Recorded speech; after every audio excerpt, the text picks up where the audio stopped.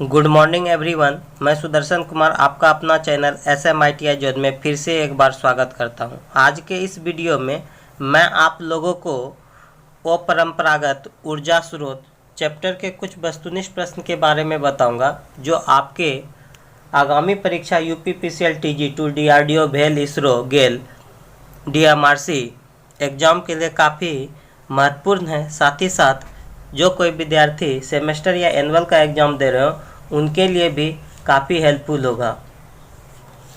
जो विद्यार्थी हमारे चैनल को अभी तक सब्सक्राइब नहीं किए वो चैनल को सब्सक्राइब कर लें और बेल आइकन को दबा लें ताकि आप लोगों को करेक्ट नोटिफिकेशन मिलते रहे।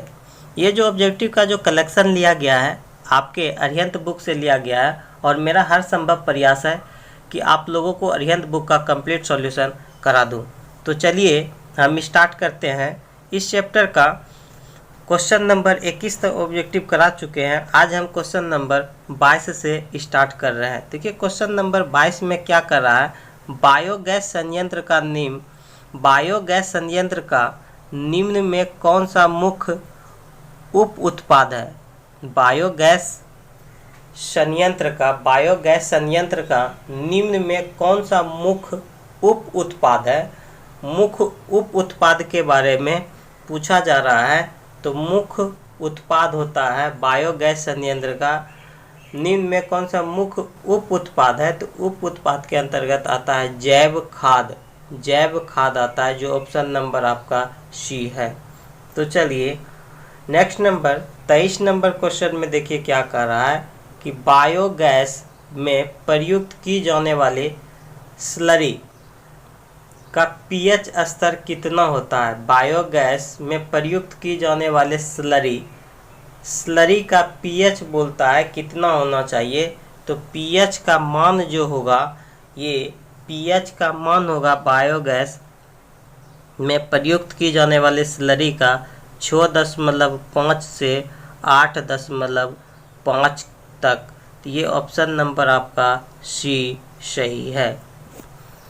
उसके बाद चलिए देखिए 24 नंबर में आपको एक फिगर दिया गया है और ये फिगर देख करके आपको बताना है कि ये कौन सा बायोगैस संयंत्र है। ये आपको बताना है चित्र में कौन सा बायोगैस संयंत्र प्रदर्शित करता है। तो ये जो इस टाइप का जब भी आप फिगर देखेंगे, यहाँ पे स्लरी मिश्र टैंक, फिर एक इधर है ये इनलेट और आउटलेट, तो ये आपका होता है केवीआईसी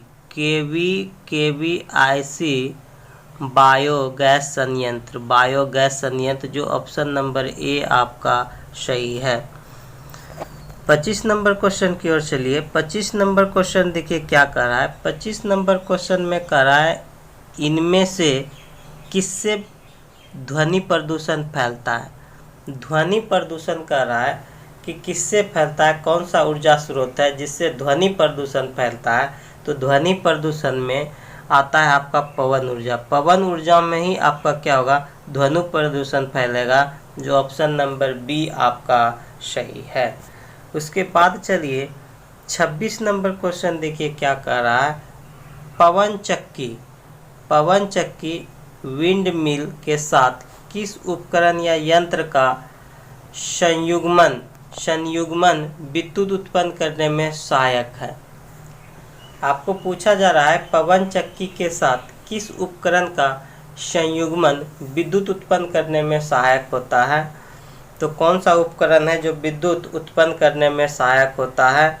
तो उसके अंतर्गत आपका आएगा जनित्र क्या करता है, विद्युत उत्पन्न करने में सहायक होता है, जो ऑप्शन नंबर 1 सही है। 27 नंबर क्वेश्चन में देखिए क्या कर रहा है। पवन ऊर्जा शक्ति संयंत्र का कौन सा भाग रोटर की हाउसिंग तथा रोटर की बियरिंग को सहारा देता है।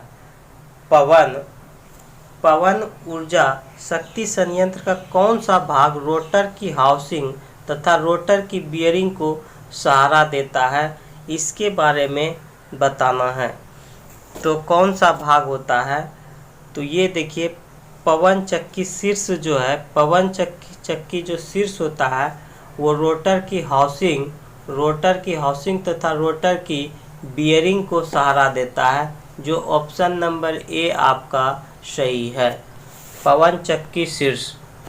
उसके बाद चलिए 28 नंबर क्वेश्चन देखिए क्या कह रहा है। 28 नंबर क्वेश्चन में कह रहा है पवन चक्की के सपोर्ट के लिए किस सपोर्ट टावर का अत्यधिक प्रयोग किया जाता है। पवन चक्की के सपोर्ट के लिए किस सपोर्ट टावर का अत्यधिक प्रयोग किया जाता है। किस टावर का कह रहा है, किस सपोर्ट टावर का अत्यधिक प्रयोग किया जाता है। पवन चक्की की बात की जा रही है, तो पवन चक्की में हम लोग कैंची टावर, कैंची नुमा जो टावर होगा पवन चक्की के सपोर्ट के लिए किस सपोर्ट टावर का अत्यधिक हम लोग प्रयोग करते हैं, तो कैंची टावर का, कैंची टावर होता है उसी का हम लोग सपोर्ट का अत्यधिक प्रयोग करते हैं, जो ऑप्शन नंबर सी सही है। 29 नंबर क्वेश्चन देखिए क्या कर रहा है। निम्न में कौन सा अवयव पवन ऊर्जा शक्ति संयंत्र की नियंत्रण प्रणाली में विद्यमान है। कौन सा अवयव पवन ऊर्जा शक्ति संयंत्र की नियंत्रण प्रणाली में विद्यमान है, तो नियंत्रण यानी कंट्रोल प्रणाली के अंतर्गत आता है पवन ऊर्जा शक्ति संयंत्र में। तो इसके अंतर्गत आपका आता है सेंसर, पवन ऊर्जा शक्ति संयंत्र में सेंसर भी आता है, निर्णायक तत्व आता है, प्रेरक आता है, यानी ऑप्शन नंबर डी आपका सही है। 30 नंबर क्वेश्चन को समझिए। 30 नंबर क्वेश्चन में कह रहा है अधिकतम विद्युत ऊर्जा समानुपाती होता है। अधिकतम विद्युत ऊर्जा समानुपाती होता है, तो हवा के घनत्व के अधिकतम वायु ऊर्जा समानुपाती होता है हवा के घनत्व के, वायु के वेग के घनत्व के, घूर्णन व्यास के वर्ग के।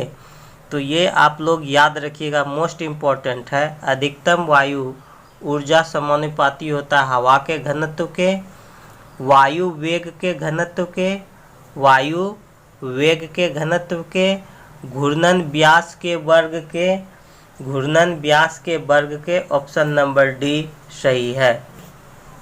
उसके बाद चलिए 31 नंबर क्वेश्चन। 31 नंबर क्वेश्चन में कह रहा है कथन 1 और कथन 2 है। कथन 1 और कथन 2 है पवन ऊर्जा स्रोत वायु प्रदूषण फैलाता है। पवन ऊर्जा स्रोत वायु प्रदूषण फैलाता है, इसके बारे में बोल रहा है कि पवन ऊर्जा जो है वायु प्रदूषण को फैलाता है। 31 नंबर में कह रहा है। दूसरा कथन कह रहा है कि पवन ऊर्जा पवन के बहने पर निर्भर करता है। दूसरा बात ये कह रहा है कि दूसरे कथन में पवन ऊर्जा पवन के बहने पर निर्भर करता है। अब पहला में कह रहा था पवन ऊर्जा स्रोत वायु प्रदूषण फैलाता है, तो ये बात गलत है। और दूसरा कह रहा है पवन ऊर्जा पवन के बहने पर निर्भर करता है, ये बात सही है। तो ऑप्शन नंबर बी आपका सही है।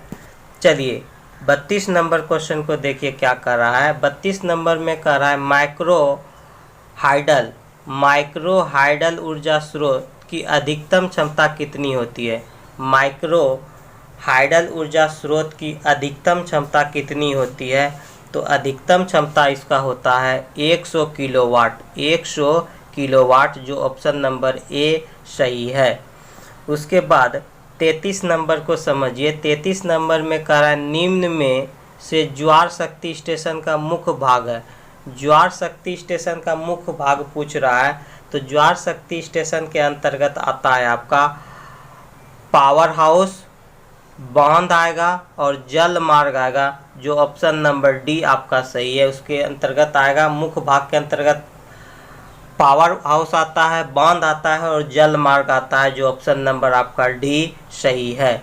34 नंबर क्वेश्चन को समझिए। 34 नंबर क्वेश्चन में कहता है ज्वारीय शक्ति संयंत्र में लगाई जाने वाली टरबाइन, ज्वारीय शक्ति संयंत्र में लगाई जाने वाली टरबाइन डैश प्रकार की होती है।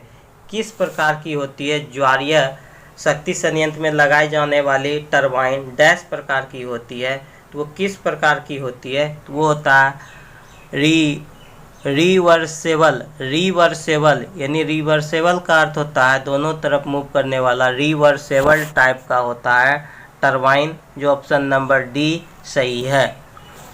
35 नंबर क्वेश्चन के देखिए। 35 नंबर क्वेश्चन में कह रहा है कि कथन 1 और कथन 2 कहता है ज्वार ऊर्जा मानसून परिवर्तन से अप्रभावित होती है। ज्वार ऊर्जा मानसून परिवर्तन से अप्रभावित होती है। ज्वार ऊर्जा मानसून परिवर्तन से अप्रभावित होती है। दूसरा कहता है समुद्री जल जंग कारक होता है। समुद्री जल जंग कारक होता है। समुद्री जल जंग कारक होता है।